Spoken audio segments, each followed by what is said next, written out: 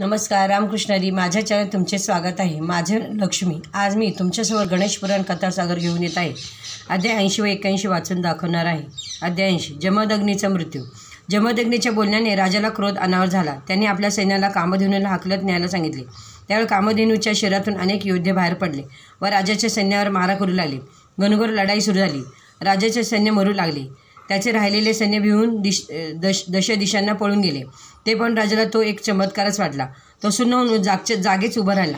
तो युद्ध करीत नाही हे पाहून कामधेनूतून निघाले सैनिक तिच्यातच अंतर्धान पाहून आश्रमात परत आले. नंतर सहस्रार्जुन ऋषींच्या आश्रमात एकटाच आला. ऋषींची निंदा करू लागला. एवढेच नाही तर आपल्याजवळ एक बाण काढून त्याने जमदग्नी ऋषींचा वध केला. ते पण रेणुका शोक करू लागली. तेव्हा राजाने तिलाही मारले. तेव्हा तो म्हणाला, दुष्ट राजा, तू तुझ्या सहस्र हस्तामुळे गर्वाने माजला आहेस, पण माझा मुलगा परशुराम तुझ्या या सहस्र हातांचा छेद करील. हे ऐकून राजा सुन्न झाला. दुःखी अवस्थेत तो राजधानीत परतला. अध्याय 81. परशुरामाला आईचा उपदेश.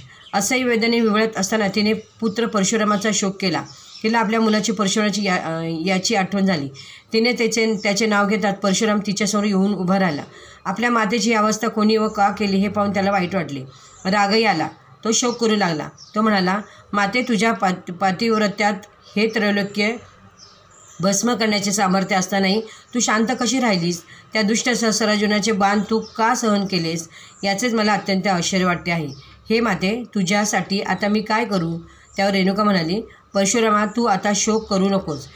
मी कायम तुझ्याजवळ असेल. ज्या दुष्टाने आमच्या दोघांचा वध केला त्या सहस्रार्जुनास तू शिक्षा कर.